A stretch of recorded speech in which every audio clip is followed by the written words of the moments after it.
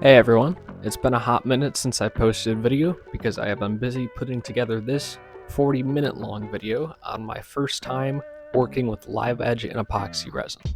Back in April, I picked up 8 3-foot long black walnut live edge slabs, and this video documents the entire process from initially drying them to making some awesome charcuterie boards as well as other things. So let's start back in April.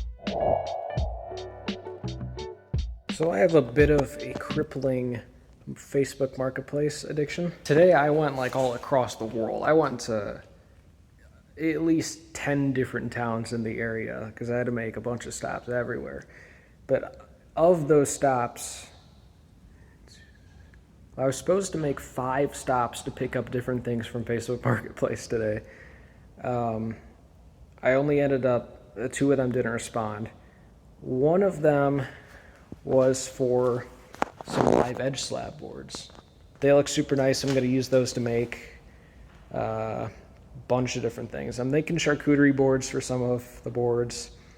I'm thinking welcome signs, maybe like river coffee tables, all kinds of stuff. So that's one thing I did. The other marketplace stop was to pick up a 4-drawer filing cabinet for my room. That was $20. That brand new is $500, so that's a deal I was not going to pass up. But the other one is where my addiction comes in. Because I was planning this trip late at night last night, and I was scrolling on Marketplace again, and I came across this listing that was a bunch of DeWalt drills for $50. And it was in one of the towns that I was going to, so I said, sure, I'll pick them up. 18 DeWalt drills and a circular saw. He said some of them don't work. Most of them need to be cleaned. They're all tagged. This one says, all works, clean inside and out, and check clutch. So they all have things like that, like how the clutch is, if it even works, if it needs to be cleaned, if it, But 18 of them, and this circular saw for $50. Like, come on, I had to do that. And I don't know if my dad's seen this yet, but he ought to get a kick out of it. Come on. So in this video, I'm going to focus on these live edge slabs. So I realized very quickly, because I hadn't done much research at all on live edge slabs, I just thought, ooh, people use these to make cool things, I'll get some. I didn't realize you have to either kiln dry them or air dry them and stack them up with spacers and all that, or else they'll warp. Luckily, these were already partially dried, so they haven't warped in the week that they've been here, but it's finally not raining outside, and it's sunny and warm with a breeze, so that's perfect. So I'm going to set these outside as I don't have a kiln. And I realized that I have all kinds of little quote-unquote spacers that I used. I just took some 2x2s and ripped them in half.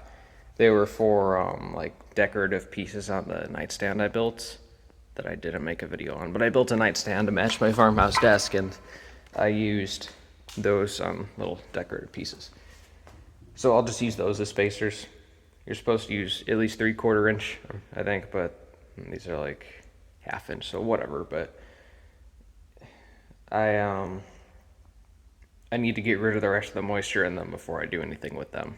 And I want to get started on these, so I'm going to set these outside. Something like that. So my friend's dad let me borrow this moisture meter, so I'm going to use it on these slabs. It's been about a week since I picked these up, so they've been sitting in here. I've been bringing them outside on warmer, windier days, so let's see what moisture they're at.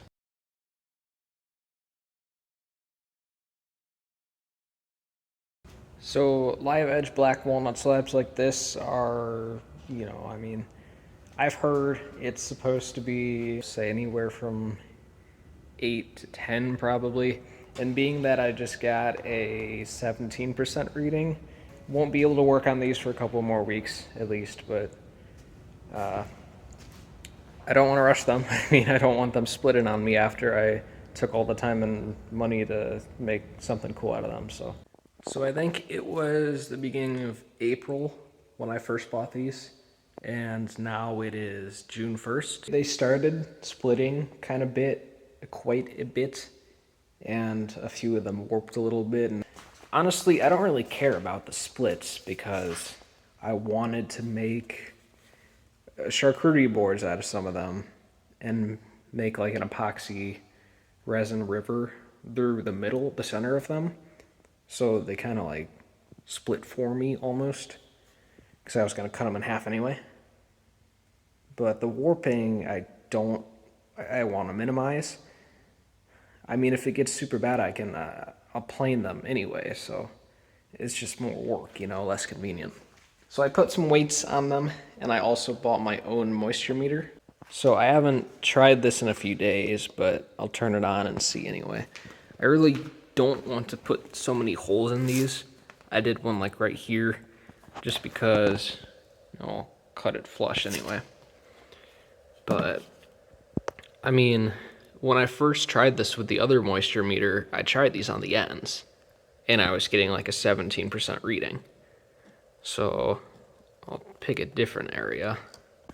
There, right there in the middle, I got a 6% reading. I bought epoxy, ordered some on Amazon, and some pigments.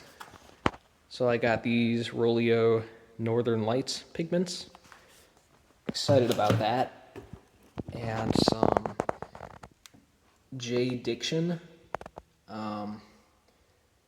clear epoxy resin kit. It's a 1-to-1 ratio, so one's the resin, one's the hardener or whatever. The only reason I didn't get the super expensive one is because that stuff is for really deep pours, like 2 to 4 inches at least. And these live edge slabs are only like an inch thick. So I'm not gonna go out and get a 4-inch thick deep pour $200+ kit for a 1-inch thick slab, So this stuff has a maximum of 1.5-inch deep pours.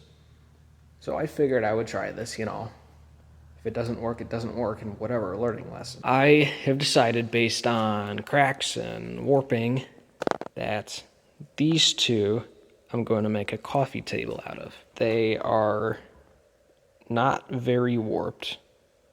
I'll have to plane them smooth, but it won't take off too much of their thickness. Both of them have just one end, which is pretty cracked, about yay much. This one down here. So I will cut, probably like 6 inches off of each of them, like 9 off of this one probably. So then they're both the same size, and there isn't much cracking.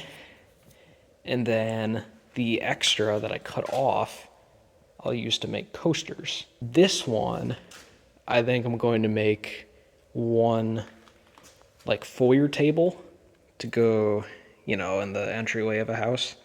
Kind of like a little bench.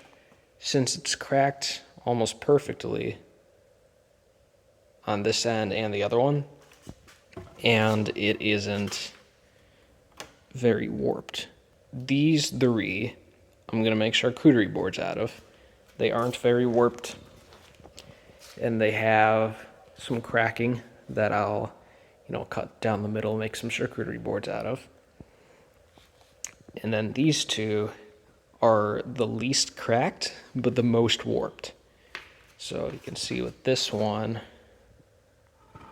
it's pretty warped. Same with this one. This one's pretty bowed.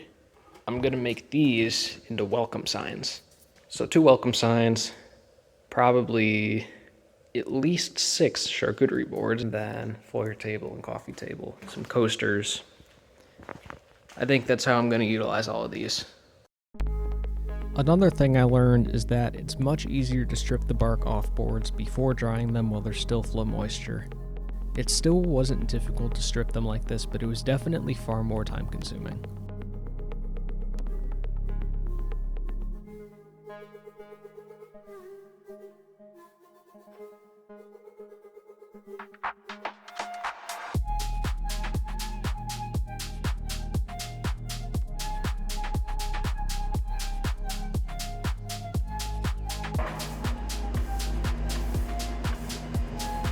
So I got these two pieces that I want to make a coffee table out of, completely debarked. So now I'm taking a chisel, and any places like this where there's softwood, I'm just gonna take and chisel it all out, and I'll fill these holes with epoxy. I think that'll be pretty cool. And then I'll just kind of cut these to length. So these ends will try and get rid of some of the cracking. And then down here, I'm gonna cut all of this off on both of them. And like I said, I'll make these for coasters.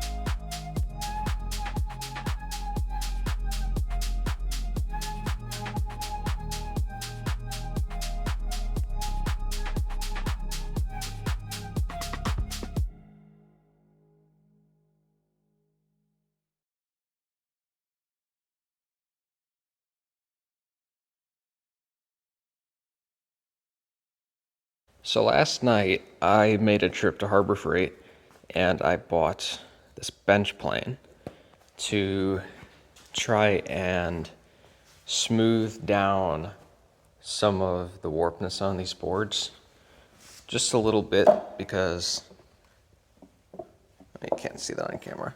They're warped a little bit, some of them. So I'm gonna smooth down just one side of them, and so I get one smooth side on all these, and then I'll run them through the planer on the other side, so the planer has that reference to go off of. They really have this thing oiled up, but it looks really nice, feels really good, expensive. It was only $12.99. So I threw a level on this board so you can see the ends come up higher than the middle. That way. And also in the middle on each end. So the worst points are going to be the centers of each end. But right here on this side it sticks up higher, and on this side goes down. So this will have to be smoothed. Okay, today was a busy day. I went garage sailing, and then I went to a graduation party. So it's 7:30 at night now. I just got home. Before I talk about this, let me just say, all of this stuff right here, this picture frame, these two chairs, storage bin, all this stuff, blinds, cup, fabric, all of this was 20 bucks. Everything here was a combined total of 20 bucks. That's why I love garage sailing. I mean, all of this stuff, we'll just say brand new, all of this stuff is easily like, you know, I don't know, probably over 150 bucks maybe. Just a wild estimate, I don't know. I love garage sailing. But this, oh, and I went to Harbor Freight a couple days ago because I wanted some of these storage bins like this. So I got these, you know, these are probably about 20 bucks for these two. I should have waited until after I went garage sailing, because I got this for, what was it? It says 4 bucks, but I think the lady I got it from gave me it for like $1. Seriously, you can't beat this. And all of this, 15 of these little things for 2 bucks. But anyway, this bench plane, I was screwing with it this morning, and I was getting really mad at it because I couldn't figure out how to keep this tight, and everything kept falling apart and whatever. I got it to work now. So I hacked off a bunch on this end. It was really high in the center, so it's sort of like this, went up, back down. That was flat. This was just about 2 minutes doing this. Finally got it to work, really happy with it.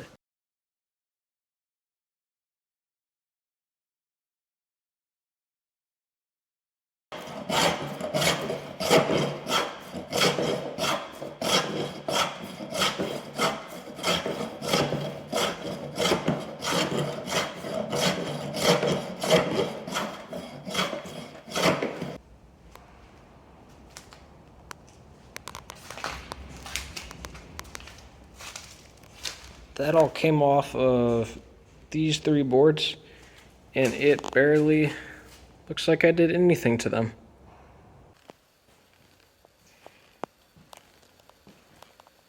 Look at those. Everything except these 2 welcome signs are surfaced. These boards are probably unrecognizable now, but these 2 I have as charcuterie boards. This was going to be the foyer table or hall table, and it's already super thin and it's still a little bit warped. So I'm probably going to cut it in half and use it for 2 charcuterie boards, so then I don't have to worry about it being too thin for a table. This is actually, these 2 boards and these 2 boards are mismatched for where they went. And I just love how this looks. So this will probably be the new foyer table, and it's pretty flat too. And it's longer, so that'll probably be the foyer table. And this one is still a little bit warped. So I'll either try and surface it down a little more, but then it might be too thin, or I'll just cut it in half and make 2 charcuterie boards. Either way though, this is all looking really nice, and I will have a great variety of a lot of things out of these 6 boards either way. Okay, so I set up the mold for this. Last minute I decided to invert these 2 boards. I took a 1x4 for the bottom, duct taped it, and took smaller ones for the ends, clamped them together, took little pieces of sandpaper to shim them in this level to make sure everything's level, and then caulked it with clear silicone caulk. J-Diction Epoxy is the only epoxy resin I have used, so my opinion is obviously biased, but it was overall a very worthwhile purchase for what I used it for. If I were making super deep pours, I would buy the more expensive kind like Total Boat or Liquid Glass. This epoxy that I used is a 1-to-1 ratio, so you pour equal amounts of each container into a mixing cup and thoroughly mix it all together. The mica powder I bought is awesome too, and it will definitely last me a long time because a tiny scoop of powder goes a long way with coloring the epoxy. Yeah, I got everything kind of secure. Big lesson learned, make sure everything is caulked. Check it like 10 times before you pour, because I spent like an hour trying to get this all good and tight. And it's kind of bad lighting in here, but it looks really cool otherwise. So I'm hoping that when it's all dry, it comes off of everything. Next morning, completely dry and cured. It's been 24 hours. So I'm going to remove the mold and hopefully nothing breaks apart. I was stressing forever about trying to get it off. It took me like 15 minutes, but I got it off. It's all bonded. I just took it after work today and got it planed. I'm gonna sand it with a bunch of grits up to 400 grit is what I have.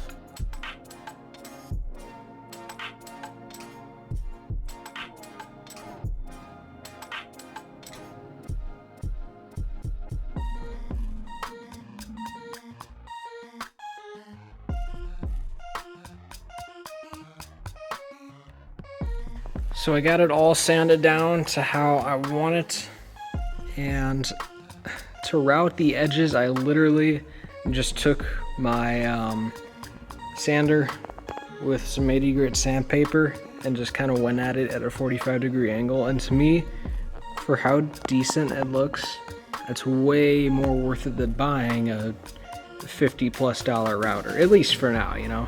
I already have all kinds of these little handles, oil or bronze, so I'm probably just going to use these. Not worth it to go and buy different handles when I already have these nice ones, so.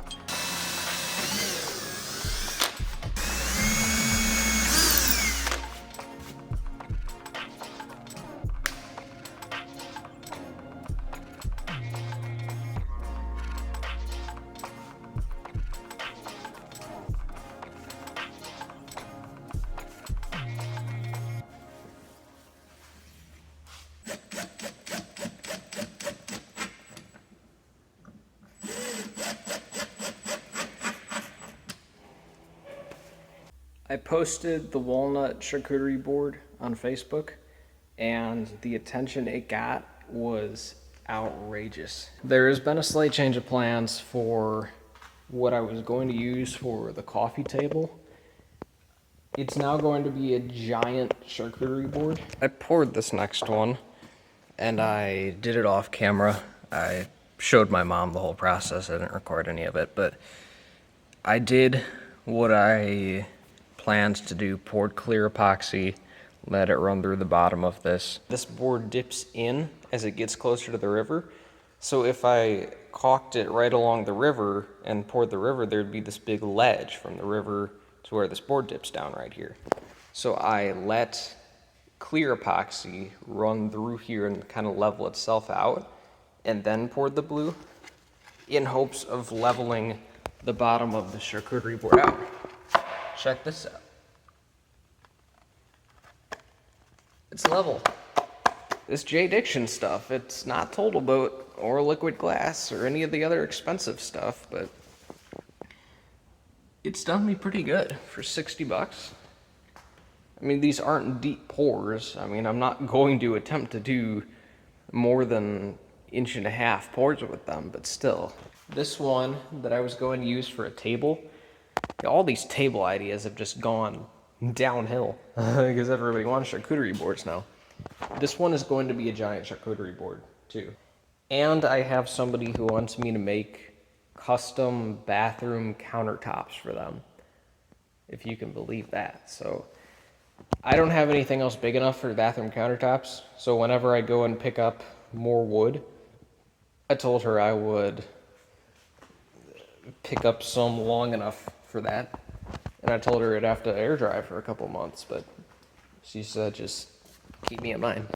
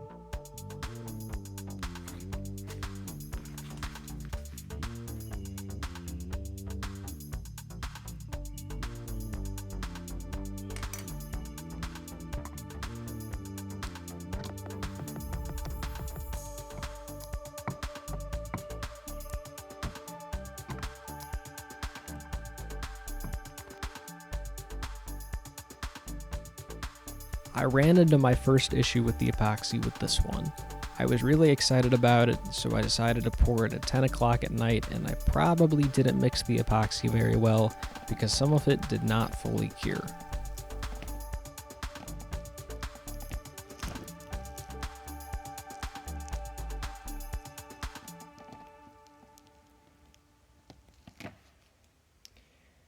So here's where I went wrong. This was all going really well. I decided to rush this one and pour it at like 10 at night because I was really excited about it. That was my lesson learned, and I was waiting for it to happen. I was already concerned because with this one, it's the widest pour I've done.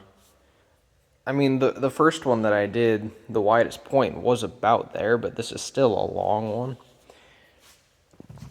I initially poured it and then realized that it was all flowing to this side, so this table was unlevel, so I had to shim it and get everything level and then do like 3 more pours because I didn't pour enough the first time, and it was a hot mess. But it looked fine when I was done pouring it. So then I came back the next day and it still wasn't cured, so I was concerned. I got home after work that day, it still wasn't cured. Now it's like 2 or 3 days later, I don't even remember. 2 days later. Luckily, up until about here is all cured. But all of this is not cured. It's about half cured. So it's turned into this really annoying like putty. Luckily though, down here is solid. So my theory is that since I did multiple pours, I probably should have waited for the first pour to dry, even though I would have had to do multiple pours then. So then the next pour would have something else to bond to on the bottom, because the first pour at the very bottom is cured. So I just have to scrape these top pours off, which will be even more annoying because it isn't consistent across the whole thing. So it'll be like this slope up that I'm gonna have to re-pour. And the swirls, I feel like, are kind of an eyesore. I tried to swirl in some white, and I started down here and then ran out as I got here, and there's more whites in it over here as there are over here, and it's a hot mess. At least I can tell, though, that this will look really cool black. So I have to re-scrape all of this out and re-pour it, which will take a long time, but I'm hoping it'll be worth it.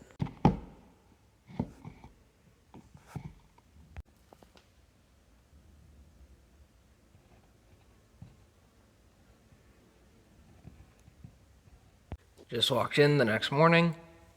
It's all good.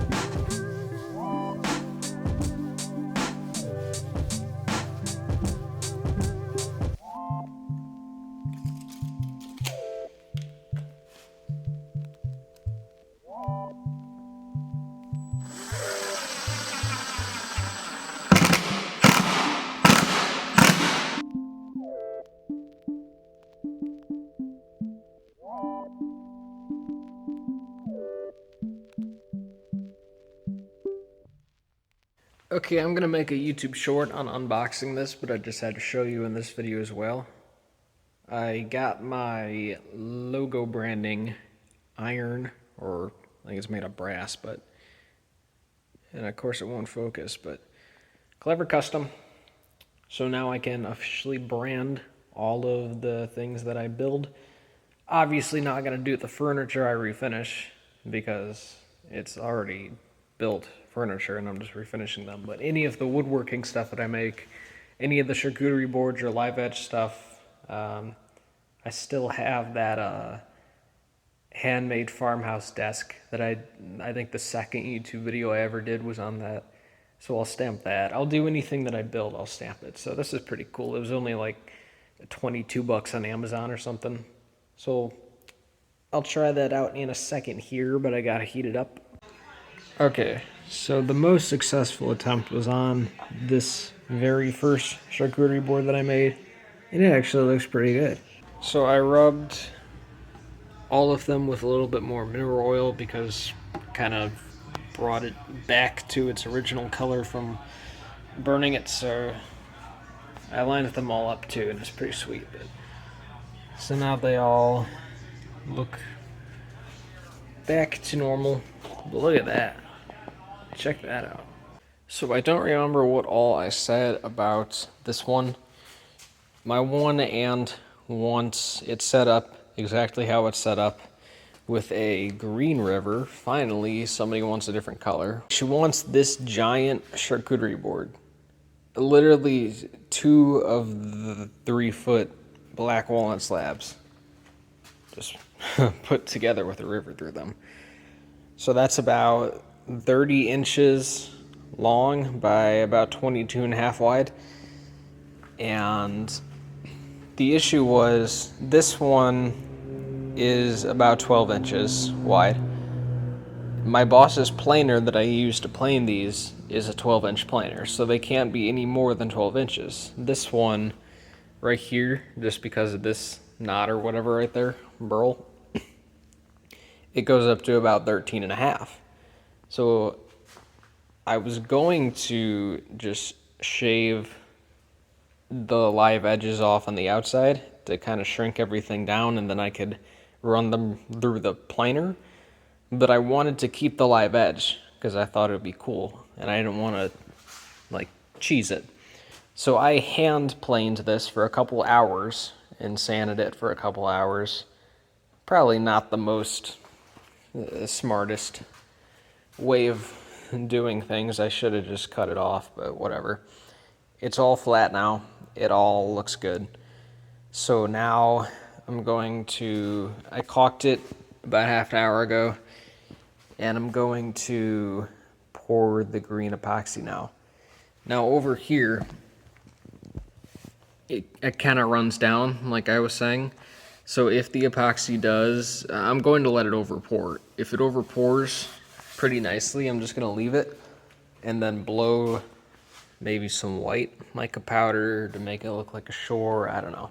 I'll see after I pour it how it sets up. And I also had to order some more epoxy because this is all I have left. I did 4 12 by 18 charcuterie boards, the one 36 by 12 by 36, and I'm about to do this one. So I'm not gonna have enough from there to do this one, but this gallon I'll use some of that to finish that, and then the only other thing that I have to do with epoxy is whatever I make with these two. So it's set up to be right now another 12 by 36, but I have no orders for it. So I'm probably going to try and make a foyer bench out of it, or just another 12 by 36 charcuterie board. But I'm not gonna cut it in half, if anything, unless I get a couple more 12 by 18 orders. When I got to the charcuterie board, I finally decided to invest in a better molding rig for the epoxy pours, and I bought a 24 by 32 inch piece of plexiglass to act as a completely flat surface that would prevent me from continuously damaging the tops of my furniture pieces. I knew this board was going to be a lot of work as I had to rely on both boards being the same thickness and same amount of flatness, which was more difficult considering one of the boards I had to hand plane. But in the end, all the work that went into it paid off, and it is easily my favorite one I've done. And this very last one I did off camera. It is the last thing that I'm going to do with epoxy resin for this batch of walnut. I just have those 2 welcome signs left that I'm doing. But I decided to try and do... I made the main color black, and then I swirled in some blue. Well, this color, it's actually like an indigo, but I think it looks really cool. I was skeptical about it when I poured it, but against the finished darker walnut, I think it looks beautiful. And I am still contemplating on whether or not I want to make it into a charcuterie board or like a foyer table, how I originally wanted. It's, you know, about 3/4 thick, so it's probably better to be a charcuterie board, and it's only 12 inches wide. So I'll probably do that, but I think I'm going to get like gold or brass handles for it. I think that'll be pretty cool. So yeah, that's it for epoxy resin for this batch of black walnut. And then I picked up all of that walnut for when that's all done. Probably about 3 times what I bought this first time. I mean, this investment was a great investment, so I made the right choice getting 3 times the original investment. But I'll show you what it looks like in handles, with handles when I get them. So this is what I went with for handles. I wanted all gold, but all gold or black. So I went to Menards and I wanted ones that were wide like this. And the cheapest ones were these that were 5-inch centers. And I thought it would look great, and it does. It looks royal almost. I love it. Absolutely love it. So I'm going to throw this on my Facebook page. If it gets no bites on that, I'll throw it on Marketplace or both. And hopefully it sells pretty quickly. But that is the last board. Very happy with it. Very happy with all of the ones I've made. So it is now August 21st. So a couple weeks since I finished that very last charcuterie board. And about, gosh, May, June, July, 4 months since I first picked up that batch of black walnut. So a 4-month window from picking it up to selling the very last one. The 2 welcome signs I still have as well, but they've been getting a lot of attention on Facebook too. I just wanted to share the sunset with you, if it'll even focus. And that the lady who bought the charcuterie board actually bought it for a wedding gift and had me engrave the names of the 2 people for the wedding in it, so that's pretty cool. I've been spending the last week or so putting all the clips for this video together. This is the longest video I've ever done, about 40 minutes, right about where I'm at right now. So I will not hold you any longer. Thank you for staying as long as you have, if you did. And if you want to see more black walnut in the future, stay tuned, because I have a giant batch air drying at the moment. Should be ready in a couple of months, but for now I'm going to get back into working with furniture. So thank you all so much, and I will see you in the next video.